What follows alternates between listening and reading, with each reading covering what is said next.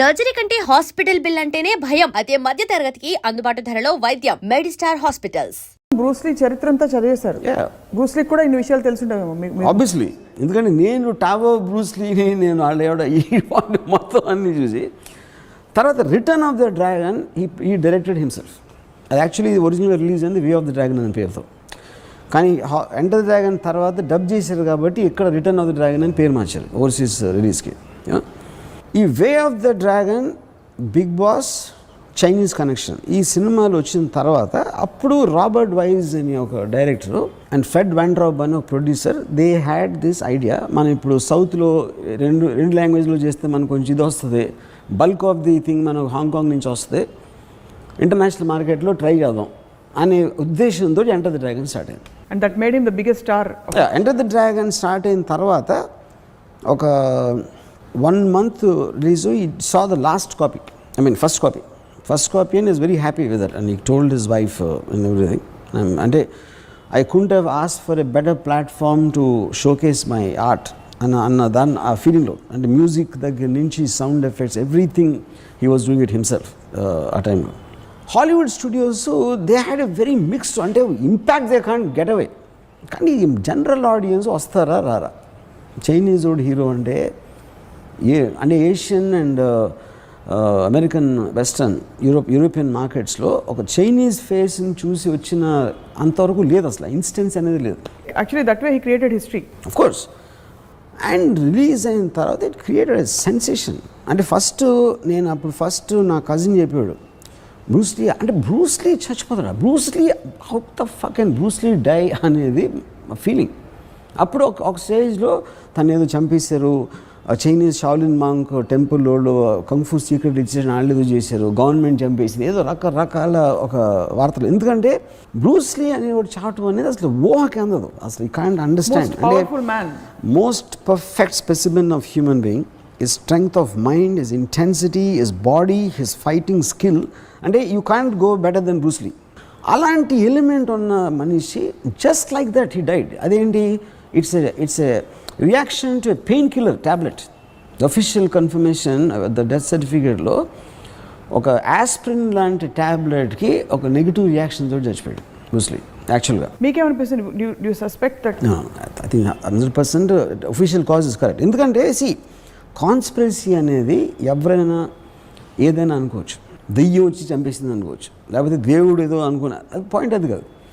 Eventually autopsy రిపోర్ట్లో what is fat content was very very less, అంటే abnormally low, because use to workout some 7 to 8 hours a day, physical workout I'm talking about. అలా చేసినప్పుడు already doctors warned him. అంతకుముందు ఉన్న he used to have some kind of dizziness effect. అప్పుడు check చేసినప్పుడు they warned him, your fat content is like unimaginably low and it is not human, not natural to have that kind of to have that kind of a low fat content. ఎందుకంటే it's all muscle, pure muscle. But on I believe అలాంటి నాకు medical aspect నాకు తెలీదు. అలాంటి దాంట్లో ఒక particular దాంట్లో it just did a reaction in the brain. Do you feel it's a tragic thing? I mean that he died at 32? Honestly, I'm very glad. ఎందుకంటే for me is become a monument because ఈ died. అందుకే ఇప్పుడు Bruce Lee బతుకుంటే 70 years ఉండే, 70 years Bruce Lee నా వల్ల కాదు, నేను చూడలేను. అంటే మీరు అని పక్కన పెడితే, ఆఫ్ కోర్స్ మీరు అని పక్కన పెడితే ఈ టాపికే ఉండదు, బట్ మీ వరకు యూ ఫీల్ దట్ ఒక వెలుగు వెలిగి ఆ తర్వాత తన I mean I think it's notional weather. నాకు ఒక్కటేంటంటే బ్రూస్లీ లాంటి మనిషి ఇవ్వాలి ఉంటే the technology what you have in capturing him, his movements and అంటే హై స్పీడ్ కెమెరాస్ కానీ, అంటే అసలు ఎలాంటి అద్భుతమైన సినిమా మార్షల్ ఆర్ట్స్లో వచ్చి ఉండేది అనేది నా ఊహకు అందట్లేదు. బ్రూస్లీ లాంటి మనిషి వాళ్ళు ఉంటే ఒకవేళ. కానీ ఇంత పెద్ద మార్షల్ ఆర్ట్స్ ఇండస్ట్రీ ఉంది, థాయిలాండ్లో ఉంది, కొరియాలో ఉంది, of course Hong Kong, China, Japan, ఇన్ని కంట్రీస్లో ట్రెడిషనల్ మార్షల్ ఆర్ట్ ఇండస్ట్రీ ఉంది.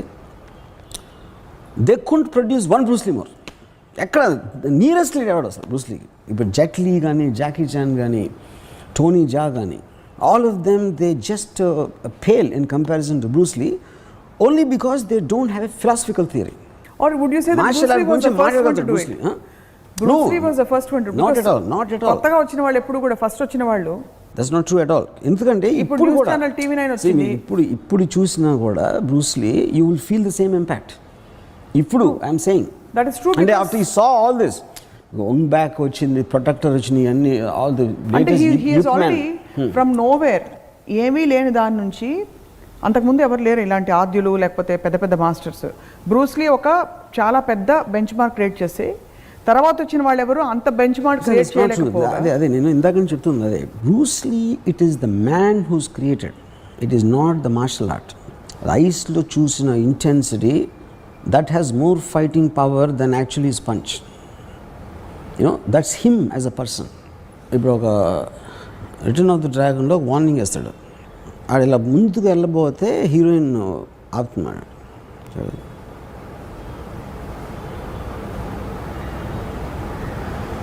A gesture, it is an intent which he communicates with his eyes. దాని మూలన తన పంచ్ ఎక్కువ పవర్ఫుల్ అనిపిస్తుంది. అది పాయింట్ అక్కడ. It is a man, it is like the one, So, it's water, it's water. You should be like water. If they don't concentrate on the finger. That's a personal philosophy which no actor can do that. Tony Jack చెప్పమనండి, అది చెప్పలేడు.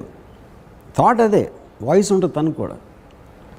తన internal feeling ఒక externalise ఎక్స్ప్రెషన్లో వచ్చిన దాని మూలన ఈ just stays in our mind after that.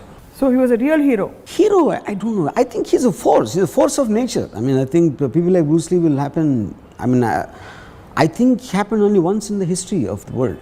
What do you think అంటే ఇప్పుడు if you look at his death and the way things happened for him, ఇదంతా ఏంటంటారు? How are think, what is your personal philosophy about this? Shaped. See, how did Bruce Lee become a Bruce Lee? See, I'll tell you.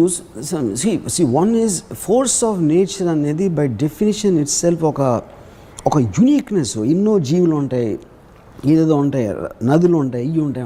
Suddenly one thing comes out of the blue which has no comparison, which has no bench mark.